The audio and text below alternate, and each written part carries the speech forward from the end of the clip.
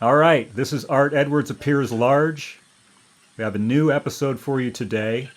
I have with me today somebody I've known for, probably 100, maybe 150 years.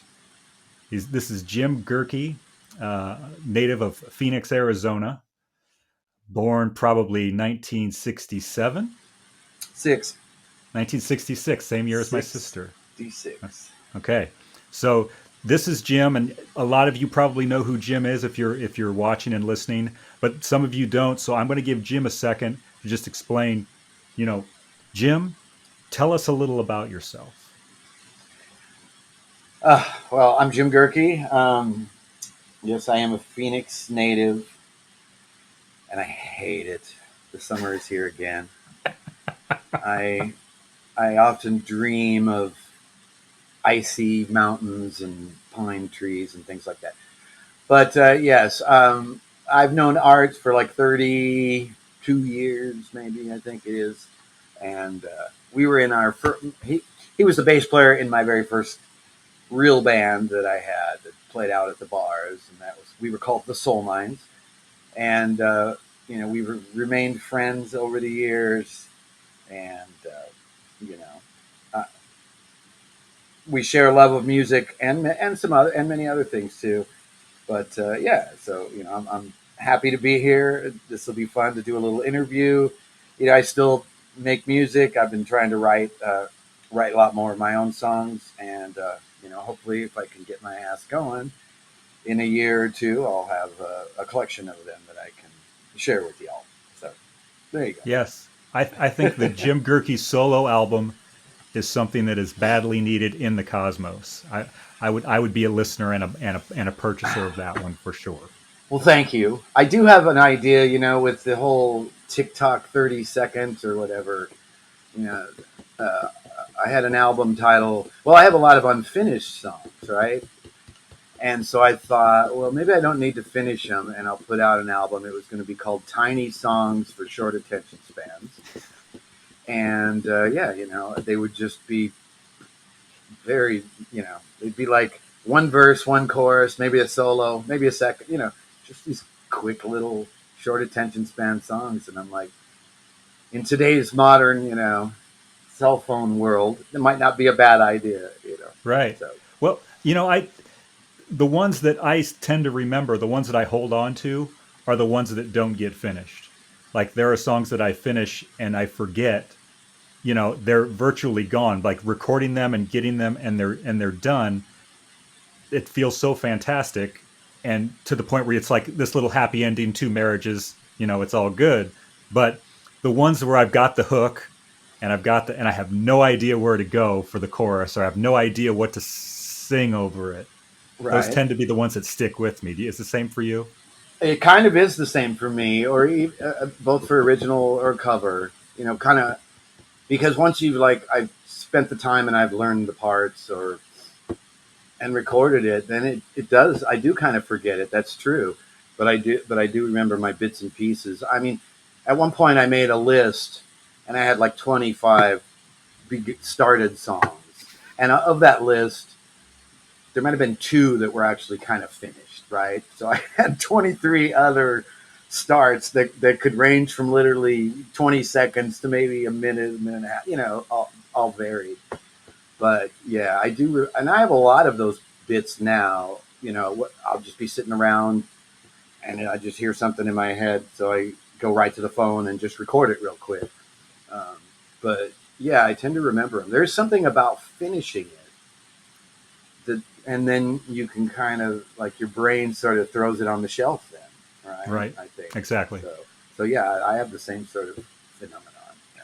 Right. Huh. Yeah. So it's just like it's sort of like the bad kid. It's like you're a parent and you have all of these good children who are complete and you've recorded them, and then you've got this one rotten child, but that's the one you love the most. That's the one that gets all the attention. Why can't I fix you? It's kind of like that. A- Right. Anyway, so you grew up in Arizona. Yes. Um, you where did you go to high school? Because some people will want to know that. I mean, I grew up in Phoenix, and I went to Camelback High School over there on 28th Street and Campbell, east side of town, kind of near the Arcadia district. The Arcadia School was a rival of ours. I was never involved, but I know they used to like have these sort of hockey games where it wasn't really with a hockey, but it would just turn into a fight, right? And apparently, all the jocks from Camelback would beat up the jocks from Arcadia. I, I went once, I think, but I never. The fight didn't break out that bad that time. But yeah, Huh. Camelback High School, which was when I went there. It was very typical, practically all white sort of school. But it was a good school. Right. Yeah.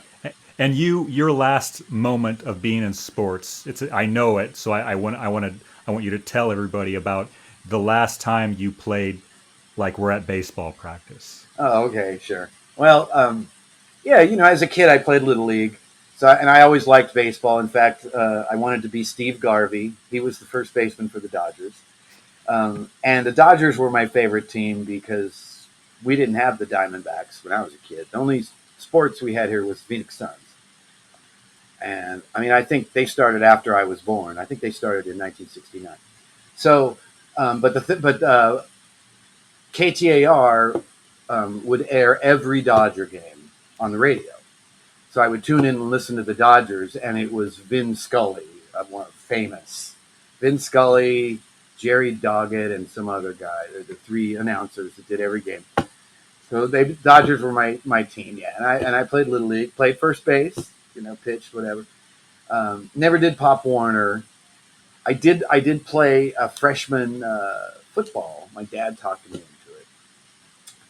I don't know how. I didn't really play much. The year that I became a freshman, they did away with the low weight team. Now, in the past, I guess they had two freshman teams, so like a heavyweight and the lightweight team. So I would have been on the lightweight team, and I would have seen more action on the field, but that was gone, and yeah, so. But I did have that was a lot of fun. It got me in shape. I met all of the jobs and stuff. But yeah, I did play. I played baseball as a freshman, and but it was as a sophomore. This is when I was getting into music and guitar. I don't know exactly if it was when I was a freshman or a sophomore, but that's kind of when MTV also started on the scene.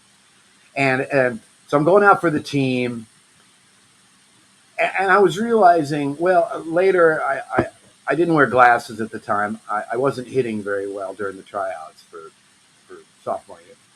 Um, and also I got picked off like leading off of first base. Like the catcher took a pitch and whipped it down to first so fast, and I started to realize, well, maybe I'm not the greatest baseball player in the world.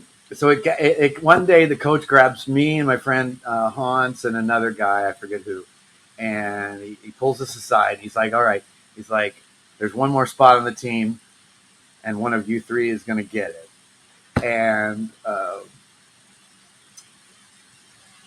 I thought to myself, well, baseball, it's fun, but I'm really more into guitar. I'd probably rather go home and watch MTV and play the guitar.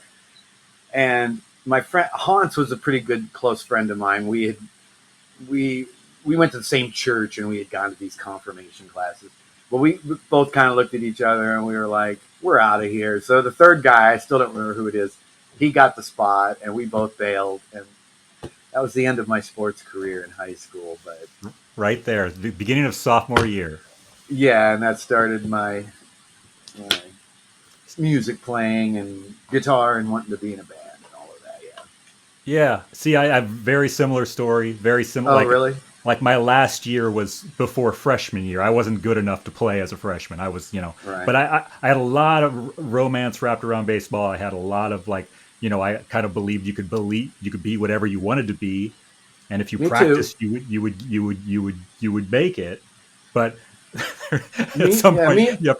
you have to understand you're not going to be one is not going to be Bill Buckner or Steve Garvey or Right. whatever. And I just have to finish this real quick. I like went and saw Kiss, before this baseball season, like February, and one of the guys on my final team was like a Kiss fan too, and I bought the program at the Kiss show, and I brought it like in my duffel bag, but it definitely was kind of gauche in a baseball team to be talking about rock or whatever. So I like had Mm, to unzip it and like privately show him like my Kiss program that I got at the Kiss show, and right. uh, and that was really it. That was the last on May 4th, my birthday. I quit baseball, and that was it. And from that, and 6 weeks later I bought a bass guitar. So I always really related to you and identified with your story, just in the sense that sports ends and your romance switches. You got Yeah, to find a new pocket for it. I definitely had a romance with it too. I was born August 2nd, and the cutoff day was like July 31st. So I ended up always a year behind most of my classmates. All Or right. like in the like when you needed to move to the next league, I had to stay in the other league, right? Um, which was kind of okay because then I was like the biggest, oldest, not the biggest, but the oldest guy. And towards the end of little league before high school, I actually I did bang some home runs out of the park, and so I was like, well, maybe I'm pretty good, right? In freshman year, I actually I beat out like a kind of a more well-known jock for the first base position, and I got first string first base, which I really wanted. So I was feeling high and mighty. But like I said before, it was the sophomore year when the guy picked me off because I was being you know a hot dog leading off of first base.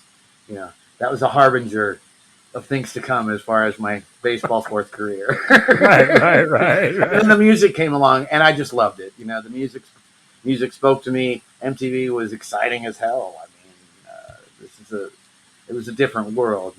We didn't nothing was on demand. We didn't have cell phones. We sat there with the radio on and the tape player on record pause, waiting for our favorite song to come on so we could record it and then listen to it. Or I was riding my bike up to the record store, like a couple miles away, and picking up albums. Back when they were $6.99 or whatever they cost, Uh-huh. right? And those things became just much more important to me. Yeah. So how soon you quit baseball? I'm going to focus on guitar. How soon till you play your first gig in a band? Wow. I'm not sure if I completely remember, but I think in high school we did some shows. So I'm going to guess. Well, I mean, like, I had a friend, and his father played guitar. So he actually loaned me a pretty nice acoustic at first, right? And I learned, and I was working on songs like that. I had no electric guitar. So then finally we get a bass player, and we're going to go like over to someone's apartment, some older guy's apartment, Right. to Always the older guy, right? the older guy, right? He might have pot or something, or like Right. or, I'm or gonna like a maybe he'll have some beers I can drink. But we stopped by my friend Robert, his grandpa's place. Hey, Grandpa, this is my buddy Jim. He's in my new band. Can we have a guitar and an amp? So it's the same guitar that Eddie Van Halen played. It was a Teisco Del Rey, which was sold by ooh. Sears, that we got from Grandpa, and we got like a black face, probably some '60s model Fender. I think it was a Princeton. Hmm. Fender Princeton amp had volume. It had tone control, not no treble, no bass, just tone, and then it had tremolo, speed, and intensity, and that was it. One speaker. I had no pedals, but you just plugged it in and you cranked that sucker, and it distorted beautiful. It was beautiful. Right on. So that's how we got started. So then probably as a senior, we probably did our first gig. At that time, our bassist was Jr. It was this, it's the old story. His parents went out of town, so we threw a party at Jr's house, and Jr. had a pool table. So I think that first gig, the pool table was a much bigger, you know, it was much more exciting than the band that was playing in the other room. But we did that, and we did it a second time, and I think it's the second time that I still have a cassette tape of. Us playing the Zoo by the Scorpions, Living After Midnight, Ain't Talking About Love, War Pigs. All The the first classics. first song I ever played live was Paranoid, Sabbath. Which is pretty common. Having read so many other musicians, they're like, I'm paranoid. So probably as a senior, yeah. Okay, so definitely high school. So there's a really interesting point for me with you. Um, I show up January 5th, 1990, and I hope this isn't jumping too far ahead. I know we got like 6 years in between there because you're a little older than me. But Yeah. January 5th, Well, when were you 1990, born? When were you born? 69. Oh, okay. So 3 years. Okay. I was just curious. Sorry.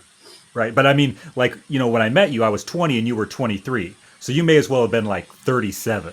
You know what I mean? You like went to the bars. Yeah. I mean, getting into your 20s not as big of a deal, but yes, still kind of right. We were right. waiting on you to turn 21, right? Right. So I show up January 5th and I'm taking one class at affectionately known as FK, Phoenix College. Phoenix College.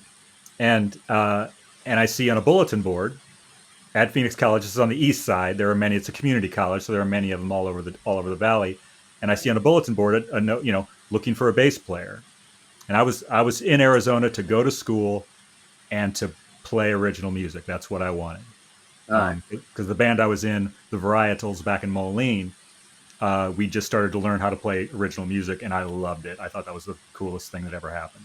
So I pull the tab and I call, and that was me calling you. And I'd been in Arizona for a week or two when I tried out for the band that would become the Solemines. Wow, you were only here for that short a time. I don't recall that. Wow. It wasn't even 2 weeks. I didn't even have a job yet. Right. So well, yeah. I mean, I put that up. That was my doing in the music room. It was in the music building at school because I used to duck in there and grab a practice room and bang out on the piano. And also Dan Lancelot, who was our drummer in the Solemines, he would play. I had met him, I guess, just at Phoenix College. I don't recall where we first met, but he would be in the jazz band. So sometimes I'd walk in and watch them do their jazz band thing, and I just thought that was pretty cool. Yeah. And they had a bulletin board, and I'm like, well, let's put up a thing here. Let's do it. Right. You never know. So, and so the three, you were the singer of the Solemines. I was the bass player. Dan Lancelot was a drummer. We had a guitar player too, of course, Tim Anthonise. Yes. Who went on to be the lead singer of Gloritone. Right. He was in Dish. Gloritone, Dish. They were briefly called Massive Stars. Massive Stars. I have that one too. I still listen to that record sometimes. I have a video. I have video of their show at the Marquee. It was called right on. Red River Opera.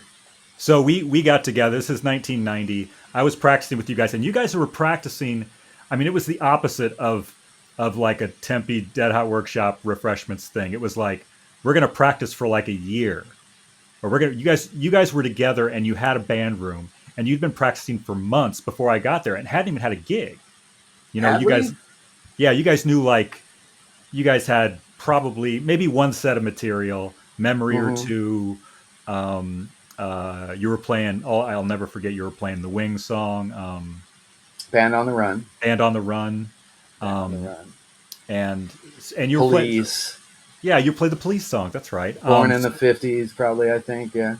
And I got in there, so you guys are all like, may as well be 30 years old. I'm 20, and I'm showing up with my stupid little amp and my Yamaha, and and you guys were like, you guys could sing. You guys could Right. all sing. You guys would, okay, here's Enlighten, and you would play Enlighten, and all three of you would be singing like in the chorus, and I would be Right. like, we didn't do that at all in Moline. Like Oh, okay. one guy like reluctantly sang. It was just Sure. musicians, playing on. It's like, well, I don't know. Right. I suppose somebody has to sing. Well, I'm not going to do it. You do it. You know what I mean? And you guys were all, harmonizing. Really kind of sophisticated. You had, a backing vote, a third backing part that was different from the other two. It was really cool. So I was like, Wow. so I'm just trying. I'm like showing up and just like, okay, I just don't want these guys to notice it. This is so far above my head at this point. You know what I mean? So Is that why you were so reluctant to sing? oh, absolutely. Yeah. No. Did that add to it, or were you just like, I'm not a singer? Yeah, it's like, well, yeah, it's like I showed up and like you guys are all singing so well, and it's like, and nobody once said, hey, we need a fourth harmony. It's not like we're going to be the Eagles or something. So Right. you guys were already had it nailed, and it never crossed my mind. It probably was a year or two later that I started thinking, maybe after the Solemines, I started thinking, well, why don't I sing? Well, you first started singing in the Hanson Brothers with Dusty and I. Right? That's the first time I remember Yes, playing I with did. you and that you were singing. But Right. yeah, back then, I think probably at that time Tim and I were roommates. Hmm. I had met Tim. He was best friends with a guy I worked with at Fry's. And right, yeah. So we go to his house one day, and he's showing me his photography because he was really into photography. But he's got this 12-string guitar, and he picks it up and starts playing Zeppelin, probably something, and playing it well. Right. And I was like, you need to be in a band with me. Let's and we did a cover thing for a while with other friends that Bernie and David, and then there was probably, we were pretty much inspired by going out on Tuesday night to see the Del Montes. Right. And, we weren't into the 80s hair metal. It was getting to the end of the 80s. And here were these guys kind of just doing their thing. And we thought that was great. And we're like, we can do that. We can do that. So that's kind of where I believe it started. Yeah. Cool. So I want to touch on this. I just want to make sure everybody knows the Del Montes, and I don't want to script the story, so I'll probably just let you tell it. Who are the Del Montes? Well, the Del Montes are the Gin Blossoms. And the story, as far as I know, was that I don't think their drummer at the time was Phil. I think it was a previous drummer. Hmm. But the story I had heard that there was some drummer who had gotten into some trouble with the law, and he wasn't supposed to be out at bars playing, and they knew he played in a band called the Gin Blossoms. Is this how you've heard it? No. So they got this every Tuesday gig at Long Longs, and they decided to go as the Del Montes to kind of hide so nobody would find out, so he wouldn't get into any trouble. But then they took it farther. Well, they used to use like the Del Monte insignia from like the canned vegetables. But everybody had a name, and it was kind of a joke, like they were the Del Monte brothers, right? And we should be able to remember, like, Hopkins was Otis Del Monte, Hopkins with right? Otis. Uh, Was Phil Dirty? no, I don't No. think Dirty was one. Okay, there was Otis Del Monte. There was Pablo. That was Jesse Valenzuela, I believe. Right. Right. I think Building was Soup Bone. Right. Soup Bone Del Monte. I don't know. I can't remember Phil or Robin's name. Yeah. So Somebody out will. there. Yeah, please post if we post this. Remind us what the other Del Montes, if we got the other ones Pablo, right. Soup Bone, Otis. Yeah. Well, now I play music with Phil Collins. We're playing a gig in Philip Rhodes. So I'll have to ask him about that, what his Del Monte name was, or if maybe he wasn't around then. Like, I don't know. He could straighten that out. You'll have to have him. You'll have to interview him for maybe a later show. I would love to do that. I would love to do that. He's got some amazing stories of recording their first album and stuff. Yeah. Jim is in a band with the original drummer for the Gin Blossoms, and maybe not the original, but the drummer for the Gin Blossoms. If you've heard the Gin Blossoms on the radio, you've probably heard him playing. It's Phil Rhodes, and they're in a band called Dirty Roads. So go check out Dirty Roads. But so yeah, you guys would go on Tuesday nights to see the Del Montes. It's Right. it's the end of the '80s. Here's this band, and you guys are just entertained as all get out by them. Yeah, I mean, Um, $2 cover charge, just raw. It was Doug Hopkins was pretty amazing. The songs were just beautiful. They were poppy. They were catchy. They were kind of their own thing from what was on the radio at the time, right? right, I mean, they kind of were twangy, but they weren't really country songs. They were sort of before I knew what power pop was. To me, they're kind of power pop type songs, and good harmonies and melodies and great playing and an amazing drunken guitarist up there kicking his leg in the air and just and playing all these cool, open string sort of melodic stuff so yeah, it was right. great. So that's the beginning, probably the beginning of like a Tempe scene, probably right there. Tuesday night, the Del Montes are playing, and people are coalescing around this band. Maybe seeing Right. them in other places too. I mean, Because they were I playing out. That was with the time Dead Hot was starting too, I believe, and like the Feedbags would play there. That was Jim Swafford's band. So yeah, I mean, Instant it was a Karma hit. It was Instant Karma was an earlier version of Dead Hot. of Dead Hot. Yeah. Yes, um, that I believe Dan Lancelot played with for a short time. Yeah, it was just it was an exciting time to be alive with the college there and music. You were there. It was. I miss those days. It was just something magical, and we were at that age in our lives, and we were striving to you know, to become part of that scene, right? Right. Yeah, I remember that too. I was so lucky because I showed up, and Lancelot, our drummer Danny Lancelot, he not only a fantastic drummer, he did the Sure Guard studio room, the where we practice. He set up this room, um, and he managed us, and he seemed to know like maybe Laura Lewin, who managed the Gin Blossoms, who also booked bands at Long Wong's. Right. So Well, she I, she bartended there. Yeah. yeah, Right. and I just stumbled into this band, and I'm 20. Right. I'm not even old enough. We had to wait, several months for you. You guys are already practicing 4 months. Now you got to wait 4 or 5 more months for me to turn 21 so we could play. But we played one gig before that, and it was like at a warehouse. Yes. And I The was scared. warehouse I gig. was scared to death for 45 minutes. I have no idea where Were that you? is. Yeah, I was. Oh, I was frightened to death. I mean, I was trying to keep my cool. I had a beer or two, just like calm down, just like Right. hope. It's just one of those things where you show up and you hope nobody notices that you don't belong. You know what I mean? I remember being super nervous. I remember like actually literally finishing the lyrics to "Never Pass Away" in the couple hours before we were played. We were there like 3 hours early, Of and they had course. built this stage. Right. Then they built this stage in the storage where you could lift up the big door. Yep. And what were those Must guys called? It was that other band. Oh, must be major minor. Major Minor. That was Yeah. it. Right. So we play And we let off for major minor at this warehouse show. We'll call it yes, that's storage right. room show. And it was good. I don't remember. I couldn't remember where it's at either. But there was quite a few people there, right? Oh yeah, I mean it was there maybe 75 to 100. People just Yeah, it was like, there was there a keg? I don't know, something like oh that. yeah, it was like a house party, like a keg, and this is the good old days. So we didn't get busted, or maybe it did eventually, but like not in the first 10 minutes. Right, right. And right. And I believe a week later we played with them again at At Edsel Attic. Edsel's Attic. Right. Yep.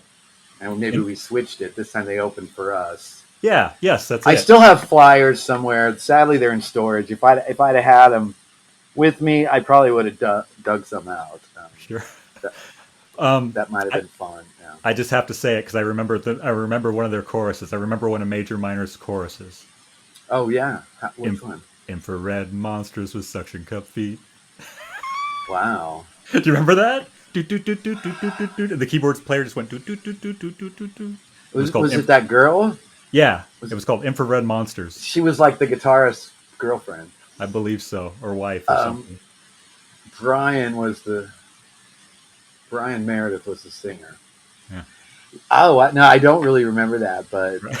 I mean, it's kind of yeah, maybe I don't know. Yeah, Yeah. yeah. So now we're officially a band. The Soul Mines. It's May of 1990. We're a band. We're playing clubs. Was We that when we that was? You know, and Dan even like I'm sorry to go off, No, go ahead. but like there's actually a video of some of those performances Sure. Larry Altman. because Larry Altman took them with his camera, but the sound was like terrible, completely distorted because it was so loud. And then years later, this guy gets a hold of Dan Lancelot, who was a sound man back in those days, and he would cassette tape from the board all the shows he did, Hmm. and he had that show on a cassette. So Dan Unreal. was able to sync an actually good sounding recording to the video. Like only a couple years ago, he did that. Yeah, yeah, and I mean, oh my gosh, what a task, what a Herculean task to go. And he did a lot of Yeah, edits. He brought in like a lot of different he shows to he kind of. edited different shows, but yeah, some of them was the actual footage right there. Yeah, that was pretty neat to see because yeah, because then later, these days everybody's got a phone and it's easy to get video of yourself, but you know, back then. Yeah, well, Larry Altman was the guy with the camera. He was our biggest fan. He was probably there in the first gig, and And Larry's um, going to be watching, so hello, Larry. hello, Larry. Yes, you know. if there are three people who are watching, Larry's one of them. So So that was about May. Now when was your birthday then? May the 4th, and Oh, okay, we played a gig at Etzel's something like May 11th or something like that, that maybe sounds May right. 9th. Okay, And we were right. it was a weekday. There was nobody there. Thankfully, we had friends and girlfriends or whatever, I think it was a and Wednesday for some reason. Wednesday, yeah. maybe. So, and then we would lead off for like Spinning Jenny. I remember once leading off at Etzel's for Spinning Jenny. Did Um, we? Okay, right. and eventually we got gigs at Wong's. I think at the time there was some controversy whether you could have lead off acts at Wong's. I think Long Wong's wanted you to have, no, you come and you play three sets. We're not changing bands in the middle. But Yeah, they were having. by the time I was there, they started, so we could lead off for people. You know what I mean? Right. But Because I you're mean, right. Yeah. No, it was more like it was the Del Montes all night long. Right. right, You know. put together And some cover songs. we did some weekends where we Sure, we did did. all night long. And I mean, in particular, we did one Friday and Saturday. Like we were there on both nights. Wow. I remember like yeah, running out of songs. And, Here's a good one since we're talking major minor and flipping. There was one Friday night where we let off for the Terry Smith band yes, at Sun Club, Sun and Club. then Saturday night they let off for us at Long Wong's, and that was when we first met the Zubia brothers, That's Mark and right. Lawrence, That's and right. they were in a band called the Terry Smith Band, and Terry Smith band. I can And sing he one of their was the songs too. and Terry Smith, I think, was the drummer. He was the drummer, and they were called the Terry Smith Band. They were named And he after the must have drummer. so he must have put the band together. Right. I'm putting the band together. It's the Terry Smith band. What's it called? Terry Smith Band. Oh, The okay. Terry Smith band. My name's Tom Petty. You guys are the Heartbreakers, and the band's called Tom Petty and the Heartbreakers. All right, Got it. right. And I think became Live Nudes before it finally the other stuff. Right. Or Zuby, Live Nudes was the next version, Yep. and that's because and there was this sign like off the freeway when you turned. The big tall Live Nudes sign that I believe they took that from. Yeah. Well, Right. tonight live nudes. You get more No, audience. but it was like in this sort of industrial area, and it was like a highway overpass sort of thing, where you'd be turning one way, and it was this super tall, like 20 feet tall, taller because so you could see it from the overpass. Hmm.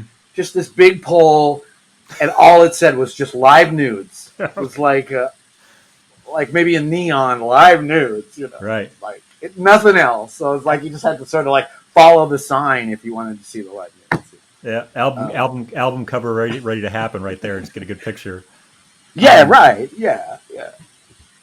So we put Um, So at that point, we're kind of playing at Wong's. I mean, Soul Mines were Right, only. but wait, but you forget. I think it was still pretty early on after those Edsels gigs that we got the opening gig at Anderson's Fifth Estate for a Flock of Seagulls. That was Ah, an early gig, don't you remember? Do you remember? yes, I do remember that. Yes. That was like a third or fourth gig, Was it really? and we got to open for the Flock of Seagulls and meet that guy, Yep. and they were good, Yeah, they were and we good. were, and I think we were good. I actually I remember. I know it was an early gig because I remember we actually walked across the street and like sang the harmonies for a second. Do you remember that?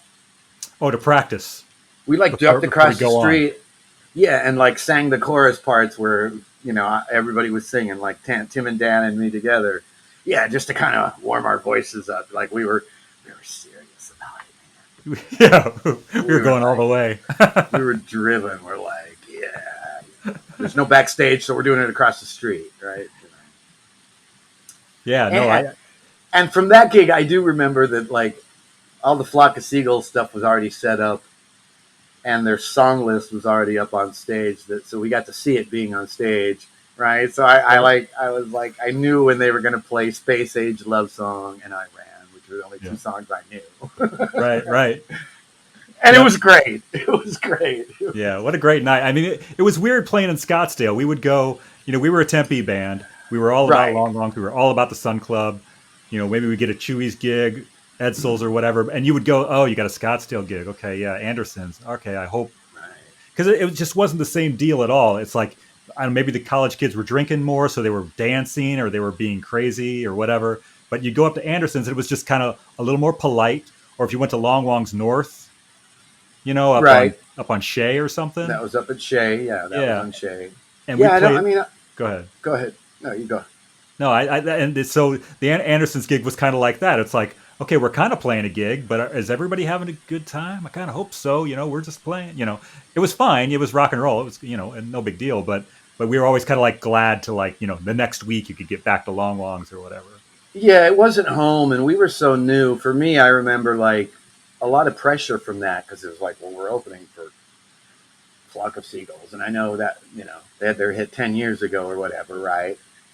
But it seemed like a more professional gig, Right. right? It didn't seem as casual as just jumping up on the stage at Etzel's Attic and stuff, and it was a little further from home, so it didn't feel like home, I guess, as much. I wonder how we got that gig, but anyways, yeah, that was an early one. I do remember somewhere on a cassette tape. I still have a radio promo for that show.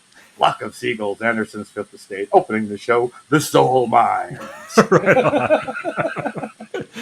Well, it was nice, man. Back then, you got these little messages from the world, where it's like, you're always kind of looking, how does it happen? We're leading off for the Flock of Seagulls. Are we like important now? Are we big? Are we big time? Right. Or It our song? felt, Yeah, it was, yeah, it felt good, right? yeah, I thought, I mean, we weren't into the Flock of Seagulls, but, at that point, it seemed kind of like a big deal, and it seemed like a good omen that things were moving in the right direction. right, for sure. That we were doing it. Hmm. So it was pretty thrilling. So I think we probably let off for the Sand Rubies somewhere in there. I want to say like maybe an ASU show, like outside. I picture it's cold and outside playing, leading off Yeah, for the Sand Rubies. I don't remember what that's about, but that Larry's got it on show. video. Yeah, Larry's got it. I've got it somewhere. Yeah, yeah. I mean, I remember that. That was kind of a big deal too, right? Because what were they were they Sand Rubies first and then Sidewinders No, the other way. the other way? Hmm. So right, and they were like this big band the big band in Tucson, and wasn't their guitarist Rich Hopkins? I mean, Right. I probably thought he was Doug's brother, which he isn't. But it was like a big deal, and it was right. It was a big outdoor thing right in front of the stadium. Hmm. Um, there wasn't that many people showed up, but it seemed like a big deal. But later that same night, we played Long Longs, Yes. if you remember. So Yep. like we did that kind of like at 6. Yeah, it was earlier. Maybe it was more winter time. Sun went down, played our thing, and then packed up. And that was kind of another big deal. Yeah. it felt like a big deal. Like, well, I got 2 gigs tonight. Right. Right. Totally. After Yeah. this, being on the mic. All right, well, check out the Sidewinders, and afterwards, come on over to Long Wongs. We'll be playing over there. Yeah. Right. Yeah, it's just like another indication. It's like, whoa, we're like a total professional band. We're wanted in 2 places at the same time. Right. I mean, next week we're going to be on MTV by next week. Right, right. So yeah, that was fun. And I want to say probably my favorite gigs when I think back. I want to say leading off with the Gin Blossoms at the Sun Club was probably Yes. my favorite Soul Mines experiences because the place was packed. The It was always packed. Gin Blossoms were signed, but they didn't have a national record out yet. It would be years before like Hey Jealousy broke and all that. Yeah. Would they have had their Dusted out then already? Yeah. Oh yeah. You had Probably. Mm-hmm. Yeah. Okay. I actually have Tim's copy. Oh really? Tim bought the album, and I didn't go out to the that night. I don't know why, but I still have his record. I kind of stuck it in with my collection. Oops. Sorry, Tim. So sometimes that happens, But I remember he came home that night, and I didn't go, and we put it on immediately. He was like, "Oh, check this out. Let's put it on." Right on. Sat there and listened to it. Yeah, those were great shows, right? At the Sun Club. I mean, don't you remember? We used to actually change our set list to try to maybe put our more upbeat or danceable songs, or what we thought were our best songs, at the very end. Yeah. Because, when we started playing, there was, I don't know, very few people were there, 10 people. But by the time we were finished and the Blossoms were going to be on in 20 minutes, the place was packed. Yes. Right. So we would save all of our good stuff for the end to try to play those songs to as many people as possible. Right. Yeah. And the whole dancing thing too. Yeah. So that was the biggest thing was if you could make people dance. I mean, we would go to the Blossoms and people were dancing, and we were like dancing, like the old days. Dancing the whole time. Yeah. Right. The whole time. It was more raucous. It was just more raucous than to go to anybody else's show. It felt like a party. And so, you see that and you're just like, okay, if people dance, we have made it. There's no better indication. And still to this day, in my heart, that's really where I'm at. If I'm playing in a band and people are dancing, that's the top of it. That's the top, So, but we would play and, so the place would be filling up and we'd be in our 3rd or 4th song and nobody would come on the dance floor at Sun Club, which is about 20 by 15 square. And by the time we were done, it was actually it was like that area was like hot lava. Exactly. Yeah, you would fall in. It was quick. They wouldn't stand there, and if they were crossing it, they'd kind of do so maybe very quickly. Right. And just a quick path to the bathroom or something. Right. Yeah. I just got to get across here for a second. Yeah, I know, and that just made it worse. Right. Right. Exactly. I mean, I still like the dancing now, but you can catch somebody's eye, and like even like this. That's as good as dancing for me now. If they're like watching and actually kind of, sure, bobbing their head. But yeah, back then we did want the dancers. I remember that. Yeah, it was another sign. It was another sign that you'd made it or something. And so yeah, by the end there would be 200 people in the Sun Club, and there's this perfect 20 by 15 square right in front of us.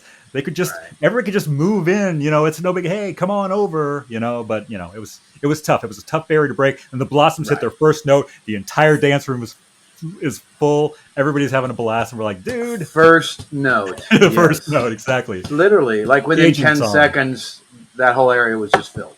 Yeah. With all the pretty girls dancing with themselves, each other, and it was like, right. So anyway, yeah, and I do remember at one of those gigs at the Sun Club. I don't know if it was with the Gin Blossoms, but I do believe that Danny Bonaducci was shooting pool before we started. Right. Do you remember that? Yes, I do. I do remember that. He was there shooting pool. I mean, at the time, I think he had he's got his crazy story that happened to him. But at the time, he was working for some radio station here in Phoenix. Right. I want to say it was like post-cocaine problem. Danny Bonaducci was the redhead younger child in the Partridge Family. If you don't know who that is, or even know what that is, the old Partridge Family was a TV show. Danny Bonaducci, right? But now he's grown up, and child actor, cocaine problem on the other end of that. He's hanging out at Blossom shows and playing pool at the Sun Club. And in fact, at the time, my girlfriend's roommate, I had a girlfriend, Rachel, and her roommate, Randy. Remember Randy? And Randy introduced Danny Bonaducci to his wife. A little side note. Oh, And then wow. Randy went on to start a Neil Diamond tribute group called Surreal Neil Oh, that I wow. think he still does to this day. Hmm. And in fact, and he's been pretty successful with it. In fact, I saw him once on the those VH1 shows like Pop Go the 70s. Right. I don't know. You remember that? Right? They'd play a video and they'd have these little pop up tidbits about the song while it was Right. going. And then sometimes they'd cut away to musicians. Here's Gene Simmons. And one of these times they cut away and there's Randy. Surreal Neil. I'm like, Rachel's, I know that guy, right? So I think he did pretty well with that. He was really into it. Actually, my another friend and I visited him once in San Francisco where he lived. Yeah. Anyways, getting off the subject. No, But no, it's okay. he was another guy that back in the day they had a band and they would play it at Long Long's. What Or was I the mean band? Sun Club. I don't Yeah. remember.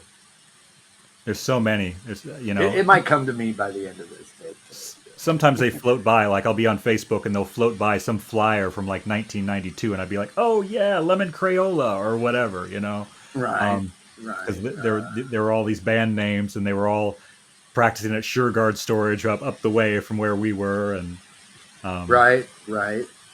uh, Yeah, we practiced at a storage space, everybody, and it was over on near McClintock and University. Yeah, and there was a lot of bands in there. It was kind of fun.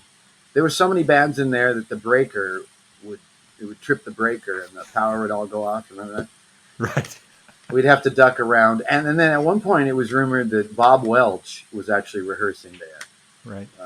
and he was a guy who had played in the old Fleetwood Mac, and then he had some couple hits of his own in the '70s. Um, Sentimental Lady, right? Sentimental Lady, yeah. Yep. Sentiment and Ebony Eyes. Do do do do do do do. You know that one? No.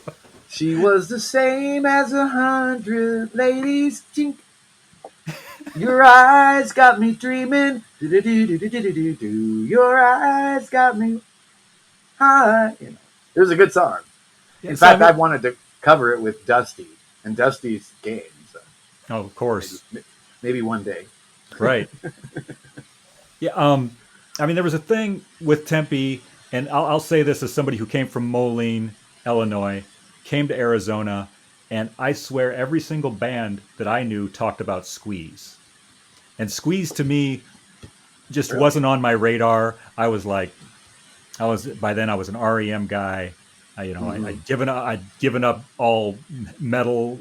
I was into alternative, for lack of a better term, post punk, and I got there, and you had all these Squeeze songs. You could play all these Squeeze songs, and then I like talked to like G. Brian Scott of Dead Hot, and it's just all about Squeeze, and that Was was she Brian into the Squeeze? I Really? think All right. so. Yeah, Yeah. I kind of remember that being a thing, and like me not even really knowing. I kind of knew a couple hits like anybody would, but um, Hmm. and so I don't know if you remember that, but you were always you were the Squeeze guy in the band, and you could play all these songs by Squeeze. I mean, yeah, I was into Squeeze. I mean, I don't know exactly when. You know, towards the end of high school, so that was more like '84, or no, it was probably maybe a few years out of high school, and I'd visit a friend in down at U of A, and he turned me on to like. That's when I started to learn some new music. He turned me on to the Smiths, right? He turned me on to the Smiths, and then I just started. I wasn't into I wasn't into the hair metal thing. Um, I just thought it was ridiculous, all the makeup and stuff. It was like I mean, I some of the music was pretty rocking, and I like that, but like, and I'm thinking more like your Cinderellas, your Motley Crues, the ones that really did the makeup. I was never a Kiss guy. I was never a Kiss guy. I heard Beth on the radio, and I'm like, that's a beautiful song, Yeah. but I had no Kiss albums. I've never bought a Kiss album. right? Oh I man. know. Some See, people would, I think that's flog the me age. for that. That's the age difference with you and me. I'm just 3 years younger, and I mean, like now, we're in our Well, fifties. We're like the same age, but back then, like 13 and 16, like you were like Rush and Zeppelin. You had some yeah, no, class. there was guys in my class that were totally into Kiss. Oh, okay. So I mean, it was there, but I don't know. I just never. I mean, you know, I, when I was a younger kid, I listened just to kind of pop radio. It was whatever would put on, and I do very distinctly remember, like spending the night at a buddy's house, and if I had to guess, seventh or eighth grade or something, we could figure it out by when this came out. But this guy liked to listen to KUPD, and Spirit of the Radio comes on by Rush, and that was the first Rush I'd ever heard, and I was No. like, "Oh my god, what the Yeah. fuck is this?" And Right. it Right. just blew me away. Yeah. And from that point on, I started listening to more rock on this KUPD station here in town. So that was kind of when I went to rock. But yeah, so then after high school, I started. I wasn't into the metal thing, the rock as much, and yeah, I just sort of started getting into these other kind of weird bands, And I thought, I don't know, back then it's kind of cool to find a band that nobody really knew about. I really got into Split Ends, Right.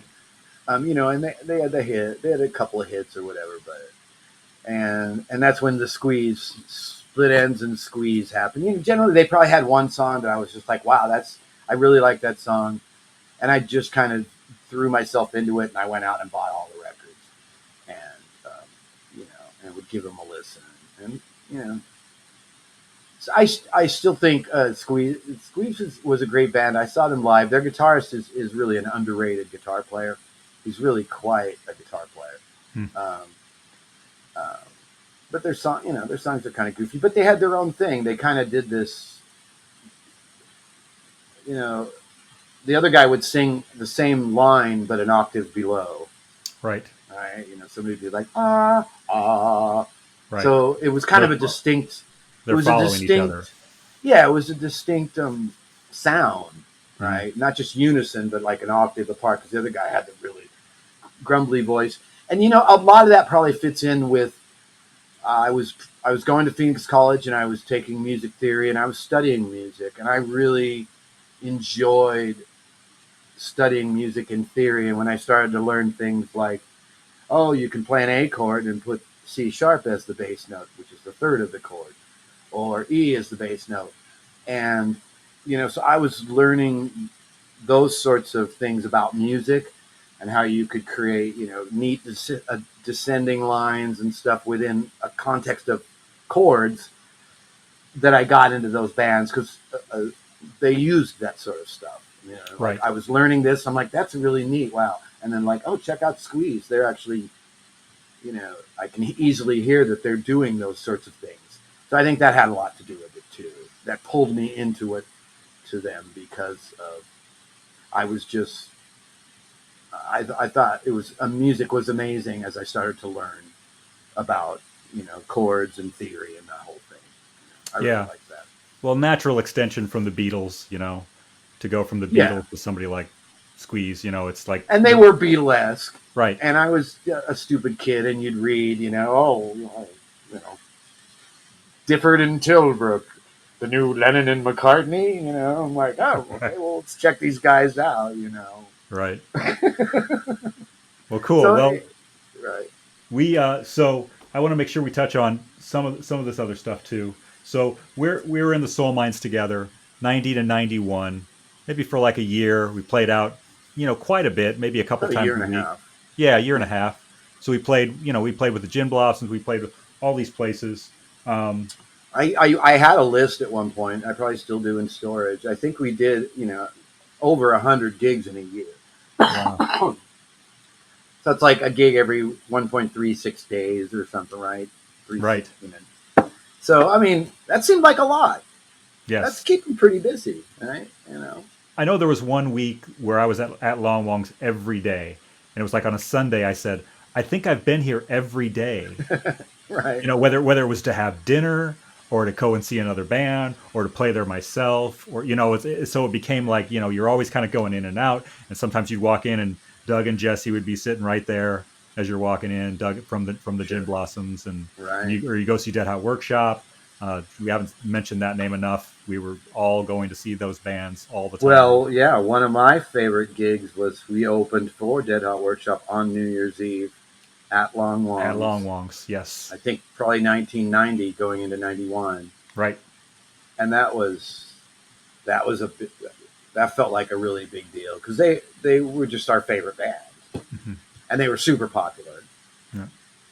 And to share that with them. And so we opened first, and like the girlfriends got all the seats right in the front. And so then when we were done, I had a front row seat to watch Dead Hot, and it was great. Yeah. And we made a lot of money and we made a fair amount of money that night because I think we decided to split. They still were only charging $5 at the door, but I think the place brought in like over $1,000. So Right on. Yeah, I mean, that was and we had a thing where we got our money, so we got our cash. We made $200, right? We played Long Wongs on the weekend. It was a $2 head, $2 cover charge, and we got the door. So we get right. $200, and we would take $40 a piece, and we would put $40 in the band fund. Did we? Sometimes even 20, I think, right? I can remember. Yeah, But yeah, we would always put money in the band fund. We right. were smart. That was kind of Yeah, smart. I think that was Lancelot. I think he was on top of us. Like, no, we got There to was a do this. $1,000 in there when we split up. Yeah, right. We had to divide it up. But Yeah. yeah, But so it paid that's for the paperwork. storage and Yeah, nobody had to bring it out of their pocket. Right. The band right. paid for itself. So. I do remember that. That was a good thing. Mhm. Except when we let out for the Gin Blossoms, we got like $80 or we got $75, and 75. all the beer we could drink at Sun Club. So Yeah. that was pretty much. Right. I mean, we were 20. We were in our early 20s. We couldn't be happier. It was I great. believe the door was $5. Yep, because they were a big band, Uh, so you charged $5 for them. For yeah, us, it was $5 $2. for those shows, right? We got our 75, and we'd grumble sometimes afterwards. Oh, look how many people are here. They probably brought in 200 people. That's $1,000. They're taking home 900, and we got 75. So, but Yeah, it would just drive us to work harder. It was still yeah. good. At one of those shows, Jesse's amp blew out, so he borrowed my Marshall, and he proceeded to blow the fuse on it too. Oh, dude. Just a fuse, so it was an easy fix there. But like, he must have just cranked it because I thought I played it pretty loud, but I don't remember. But maybe it just, it had gone through one set, and now here it was playing another set. Yeah. Yeah. So yeah, So I there was did a bring there that. was there was a brief Solemines Mach II that we referred to as Solemines Mach II. Do you want to talk about that a little bit? That's true. I mean, Don't remember it? well, yeah. I mean, I remember you. Was it you and Tim came over when it broke up, and it was like Tim kind of wanted to break up, Yeah. didn't he? Or I don't know, but that was kind of devastating at the time. So some time passed, right? And then we must have run into each other, or just called each other, I think you and and I had more fun when we weren't in bands together. We right. would just So hang out on the weekends. We'd go see the Blossoms or whatever. Like 92, I think we were like, a couple of troublemakers. right, just going out. Was that about when it was? Right. Well, I ended up. I didn't happen when I was living at. well, For a while, we had that garage we rehearsed in. Remember? Oh yeah, whose garage I, was I that? was living at that house, but I think it started when before that. When I was still living where I lived with Tony, where you took my room for a while. Oh right, yeah, Because we I went remember we had the gear over there, and like maybe not having a car for a time, or just like that we could bike over to Dustin's house. right. Or no, that was no, but that's more. That was '93. That's Hanson Brothers. It's more Hansony, That yeah. was that was afterwards, right? Okay, I'm mixing them up. But yeah, we got back together, and we must have met Dusty at some party. So we got back together and tried it with Dusty as the drummer. Yeah, And we started writing some songs, and I was enjoying the songs, but I think I actually quit. I was just like, And it had, for the life of me, I don't know why I would have done that. But I just, at the time, I think I didn't have a car, and it was just, I was having a hard time. And I probably just, I don't know. But Yeah, I yeah, I mean, quit it. But it was we're we never always did a gig. Did we do a gig? we never played a gig. Soul Mines Part Two never played a gig. That's We right. We never Tim did. Tim But eventually left, and you and yeah, I and Dusty. I mean, at this point, we're just friends hanging out. And you and I and Dusty started a band in probably late '92, early '93 called the Hanson Brothers, right. and it was guaranteed not to be taken seriously. We called it the Hanson Brothers. We were not going to be, we were not going to pursue the brass ring here. Right. Well, yeah.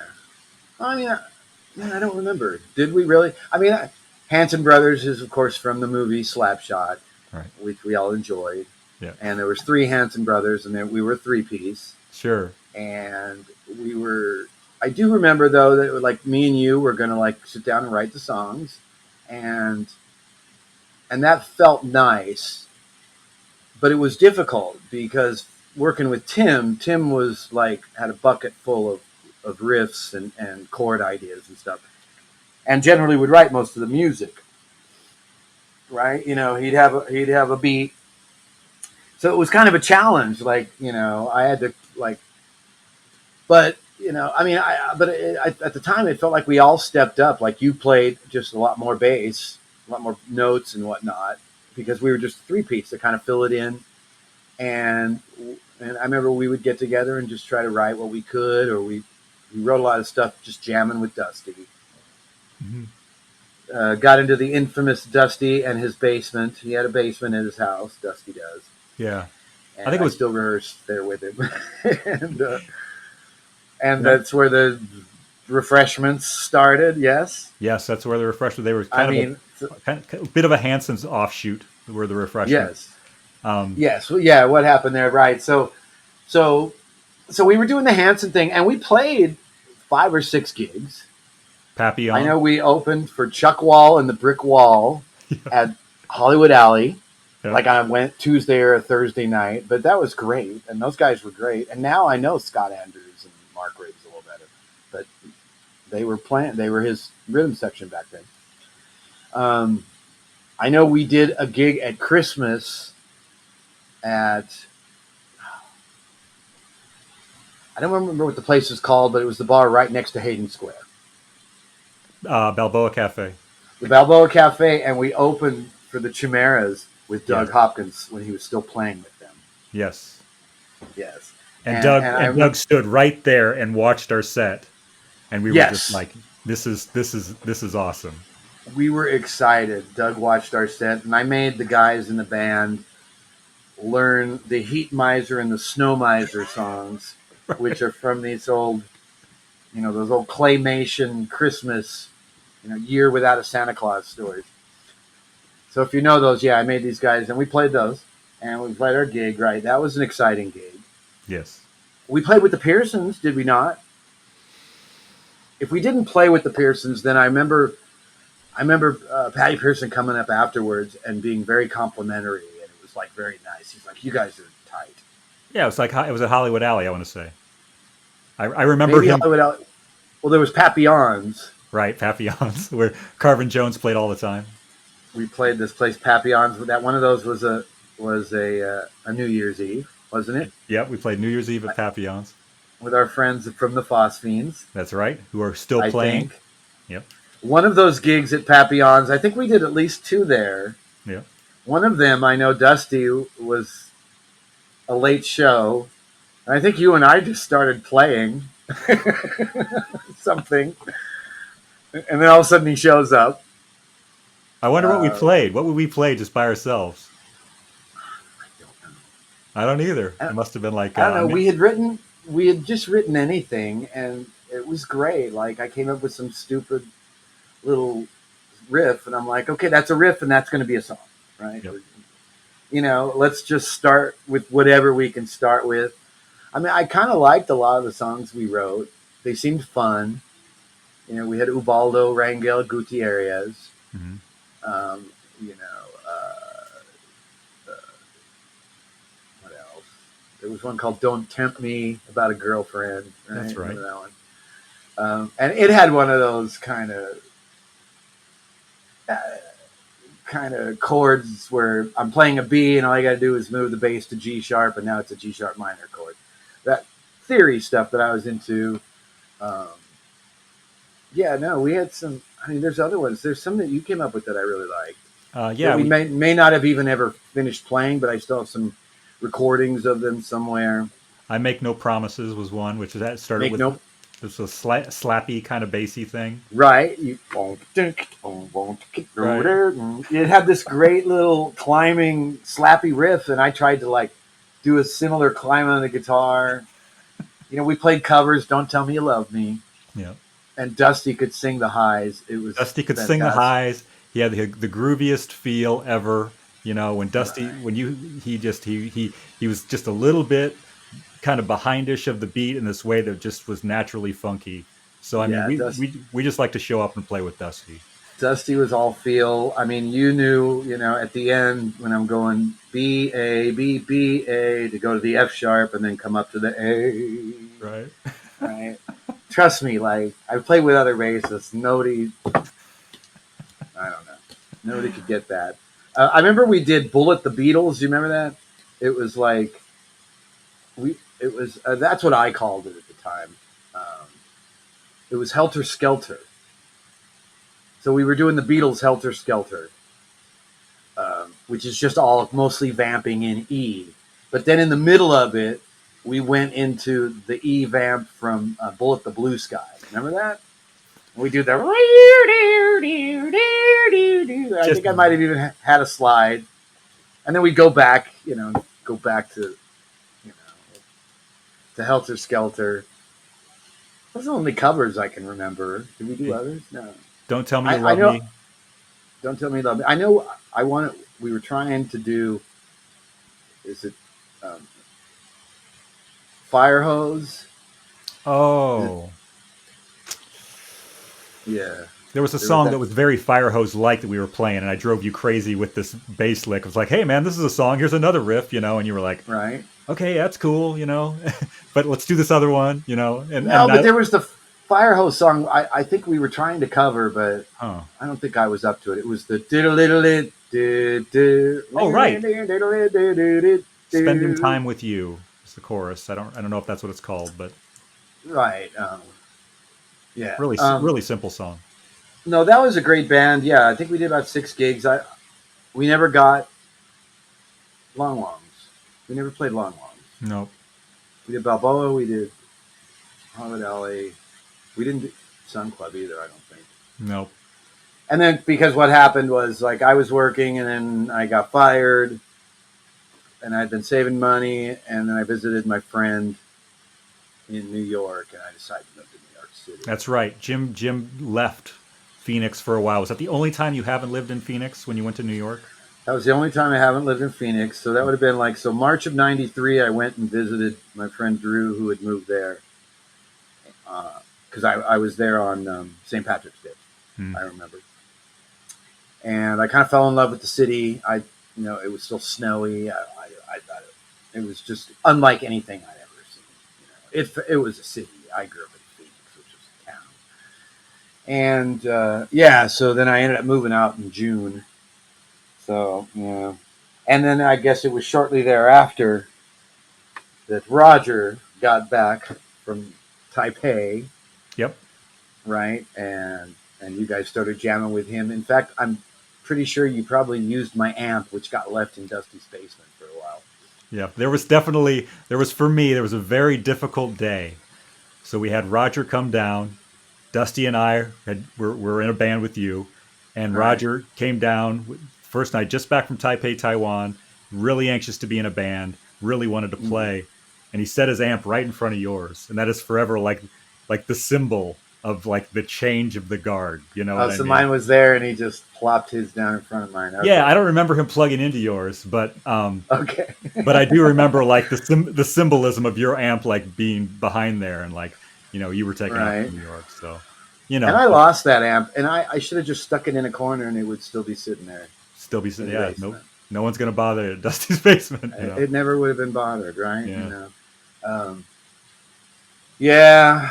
Oh, yeah. Though, and some of that was tough for me. I mean, I made my choice to move to New York, but Yeah. So I when did you just come? When did you come back? yeah. So I was in New York for pretty much 2 years straight up. I left in June '93 to go there. I went out there on a bus, if you can believe it, Wow. Greyhound bus, and I came back June of '95 for a girl, Mm, and that time I drove back. I got a drive-away car, which is like a car that needs to be delivered somewhere from one right. place to another, Yep. like the movie The Hitcher. Like the Hitcher. Yep. And I found a car going from Baltimore to Tucson, so it was great. That was quite an adventure. Picked it up. I did catch REM Monster Tour on the way home. Right on. And then I just watched an interview with Michael Stipe, and I believe he was living in New York City when I lived there, Hmm. based on this interview. And what happened is, yeah, I was a big REM fan. Monster came out. I remember I even bought like the $30 version, right? Some big booklet with Right. and it wasn't. I mean, maybe it didn't really impress me as much. I was more of a fan of the older stuff.